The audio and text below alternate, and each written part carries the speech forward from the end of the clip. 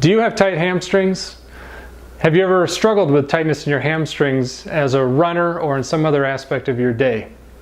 Have you tried stretching your hamstrings but feel like you're not accomplishing what you need to accomplish or making any headway with it?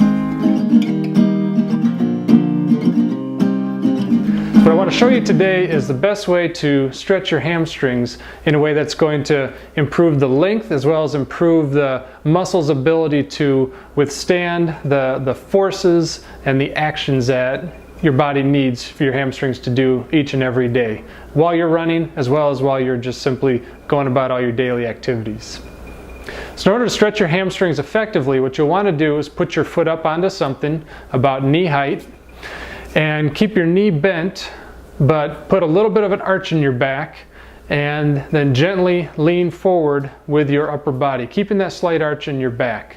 And what you should do is feel a stretch fairly quickly, and once you feel that stretch, then you're going to gently go forward and backward very slowly and very methodically. Now this is an example of a dynamic stretch, and it's a good way to prepare your muscles for activity, and it's a good way to neuromuscularly facilitate your muscles. This will again get you ready for activity. It will also teach your muscles how they're supposed to move with daily activity. Now after a run, it's helpful to do more of a static stretch, in which case you're going to assume the very same position, but you're going to get into a stretch position to where you feel the stretch and you're going to hold it.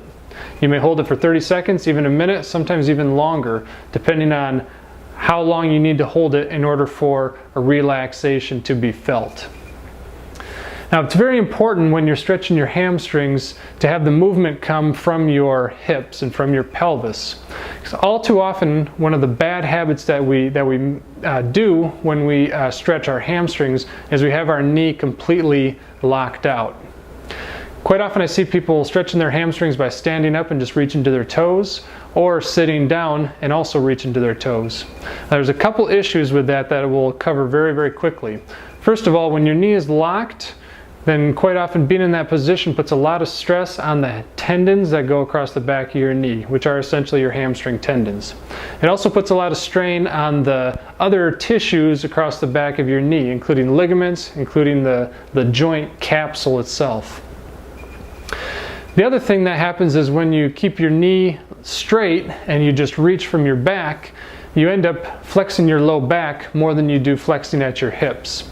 This can create hypermobility of your low back and contribute to low back issues that no one wants to deal with. So when you're stretching your hamstrings, you want to make sure that you lock your back by arching it slightly, as well as making sure that you're pivoting and moving from your hips. This will help make sure that your stretch really targets the hamstrings and gets you a more effective stretch, and one that teaches your body how it's supposed to move while you run as well as while you go about your day. Thank you for watching today's video covering proper stretching of the hamstring muscles. The hamstrings are a very, very important muscle group that also are a very misunderstood muscle group.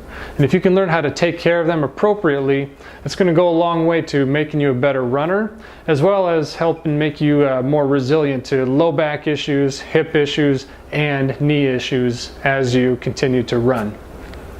So subscribe to the blog if you have not already. Share this video with a friend who may find it helpful. And also check out the Facebook page for live videos where we go more in depth with exercises like this, as well as Q&A and opportunities to interact directly with me. So thank you for watching, and run fast, friends.